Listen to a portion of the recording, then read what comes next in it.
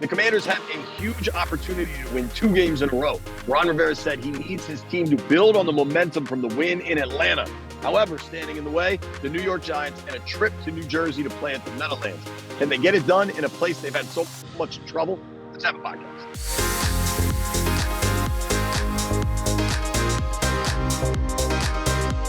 What up, everybody? It is Beltway Football on Monumental Sports Network. I am JP Finley. We are brought to you, as always, by Oarsman Automotive of Virginia. We ride with them and want you to do the exact same thing. They got 7 locations all over Northern Virginia. As always, I am joined by the big man, Mr. Mitch Tischler. Mitchell, what up? How you doing, buddy? Oh, doing great, JP. Looking forward to a trip up to New York and hopefully coming back with a big dub. You're right. The talk surrounding this football team, kind of the talk surrounding the city, is about Sam Howell. And I think most folks are super excited about the talent, the skill, the precision, the arm strength, the ability to run, the guts. There's so much to be excited about with Howell, yet there's also this lingering sack issue. And if you want to be, totally burgundy and gold glasses, you can blame the offensive line or blame receivers or whatever. But at some point, this is a holistic thing. It's a problem for everybody, and that includes Sam Howell. He's got to do a better job of getting rid of the football. But we get so fixated on the issues that we kind of forget Sam Howell turned 23 last month. This is a really young guy, a really young quarterback. He's only made 6 starts this season, 7 in his career. Let's try to remember this is a young guy living out his dream. What about for you? You kind of keep it calm and cool most of the time. Are you having fun?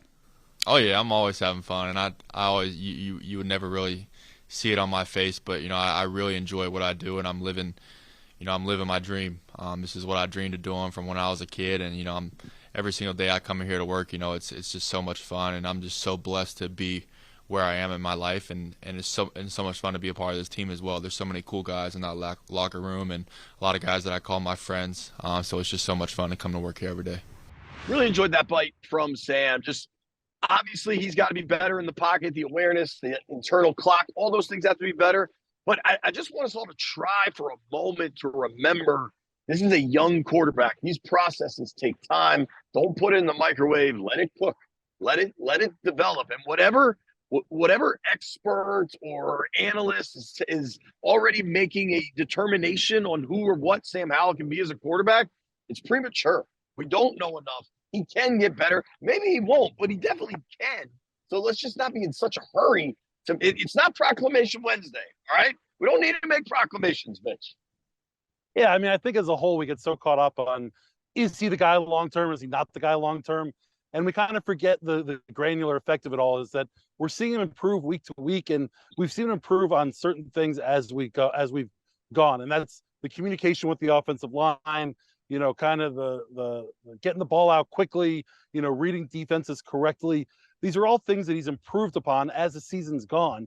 And I think, we are harping on the sacks this week, last week. He does lead the NFL, and we know that it's something that's going to have to get figured out one way or the other, whether he gets hurt or whether he starts taking fewer sacks. But at the end of the day, a guy who's hit that often and that much, it can beat the fun out of you. And I love the mental approach that we've seen from Sam, talking about finding incompletions and, all the different things that he's done. And this was just you asked him, if he's still having fun playing football. And I think it's just an important reminder, kind of a third of the way through the season, that, hey, this kid is a young guy and he is living out his dream. And it's pretty dang cool watching him get an opportunity to do that. I feel like you've beat the fun out of a few people in your day. You're right, though. You once around a fire pit. That's true. That's why I don't go back. That's why they stopped going to Richmond for training camp.